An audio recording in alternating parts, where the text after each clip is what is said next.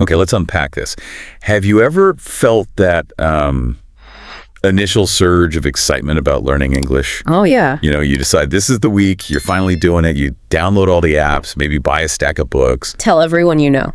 Exactly. Get ready. I'm going to be fluent. Yes, that powerful wave of motivation. It feels incredible, right? Like you can conquer anything. Absolutely. You start with such big energy, maybe put in an hour or two that first day, but then, well, life happens. Work gets crazy, family needs attention, or you're just plain tired.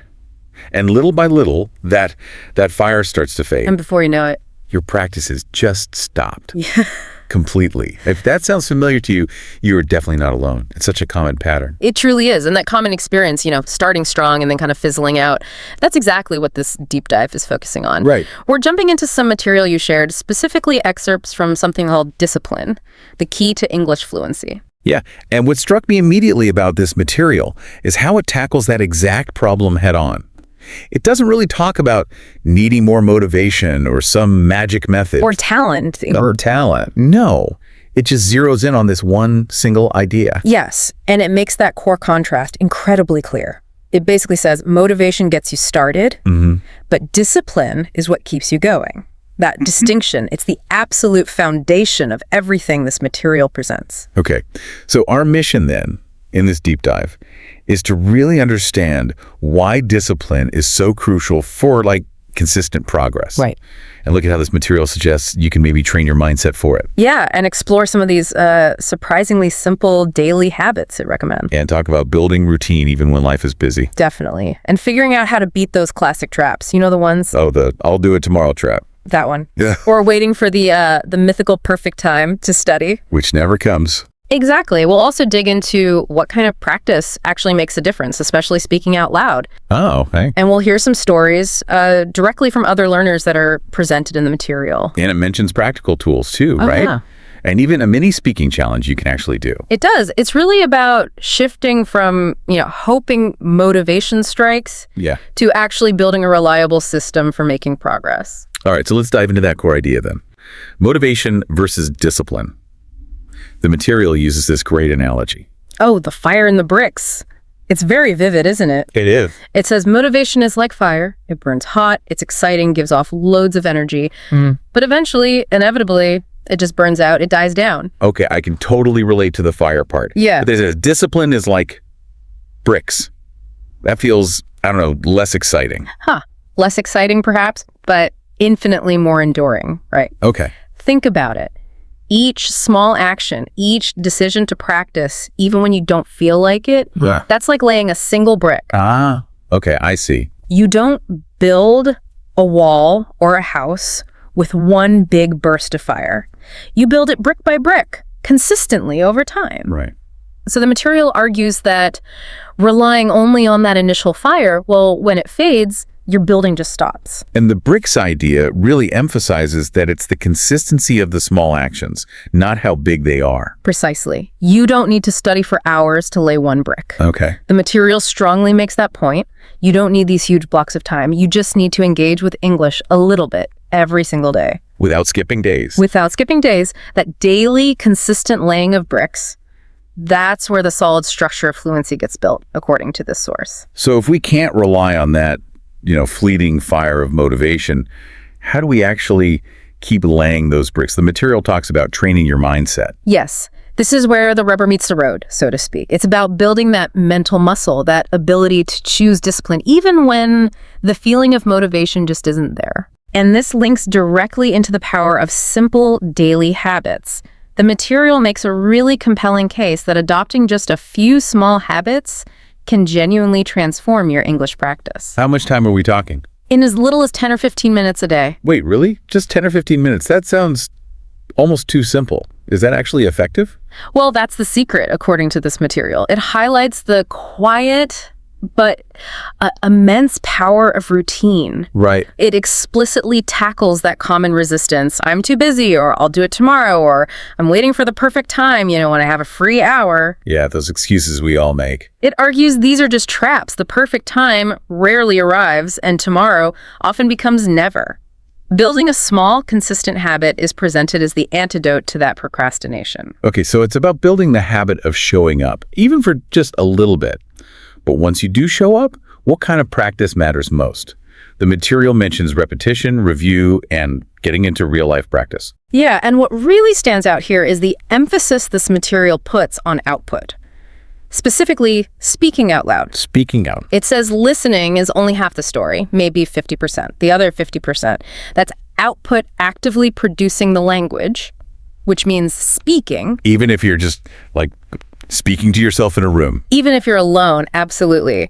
The material stresses how important it is to get your mouth, your tongue, your brain used to actually forming English words and sentences. Makes sense. If you only listen or read, you're only building one side of the skill, right? You have to practice the doing part. The doing, yeah. It also touches on overcoming distractions, thinking about how to stop those little things from stealing your precious few minutes of practice time. Like scrolling social media instead. Exactly. And shifting your perspective. So English becomes a natural part of your daily life, not just something separate you do for a class or homework. Integrating it, making it less of a chore and more just part of living. I like that. Now, this material also includes this section called Real Talk from real learners, sharing their experiences. Yes, and I think this is so valuable because it shows you concrete examples of how actual people facing real-world constraints, busy jobs, family, shyness, use discipline to make progress. Like the nurse in Brazil example. Exactly. Instead of saying, oh, I have no time, she committed to waking up just 15 minutes earlier. Just 15 minutes. Just 15 minutes, yeah.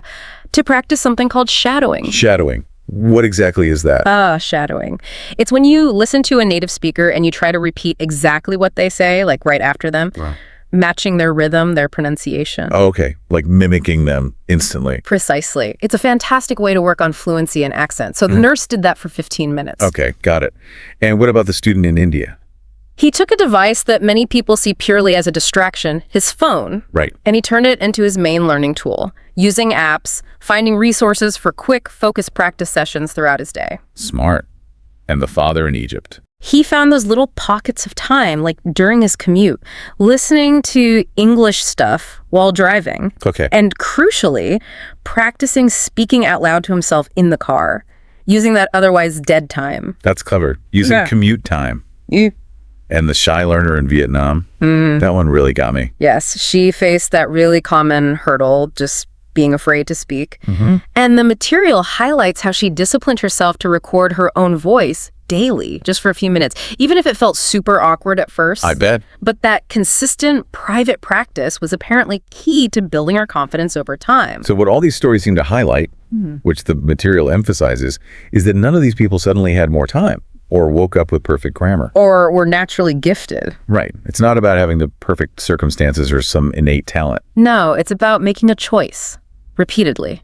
The choice to show up and do the work, even when it's hard or you just don't feel like it. Yeah. Discipline, at its heart, is presented as a series of these small choices, just made consistently, day in, day out.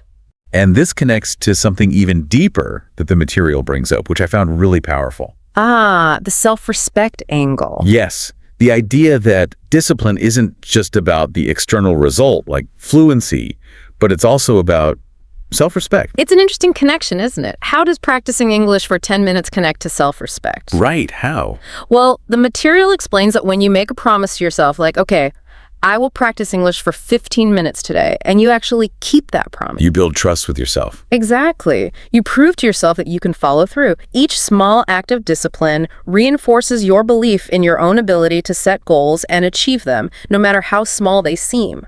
So it changes your internal story. Precisely. It starts to shift that internal narrative away from, oh, I'm not good at this, or I always quit, towards something more like, hey, look, I showed up today. I'm doing it. I am getting better every day. That's powerful. It frames discipline not just as a task you have to do, but as part of building who you want to be, someone who acts, who follows through, who's actually in control of their own progress. And the material doesn't just leave you with a theory, right? Yeah. It promises tools, tips, affirmations, practical things. Yeah, practical things to help you build this discipline muscle.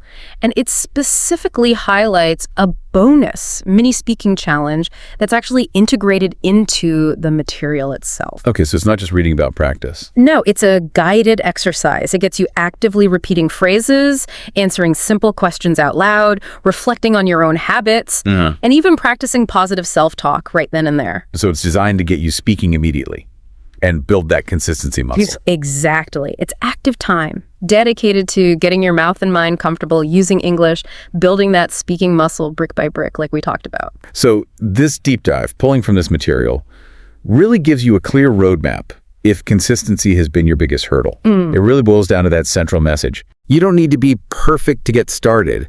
You just need to be consistent to make progress. Your English isn't going to magically transform overnight or from one massive study session. That's just not how it works. Right. But it absolutely will improve with small, focused effort applied consistently, day after day. You don't need to wait for motivation to strike to start laying those bricks. You just need to make one small choice. Your English fluency isn't just some distant dream out there. The material argues it's a discipline, something you build yourself one choice at a time. It's about taking that very next step. So the question for you, the listener, is, what small disciplined step can you choose to take right now, building on what this material suggests? Press play, listen, speak out loud, build your bricks, become who you are meant to be.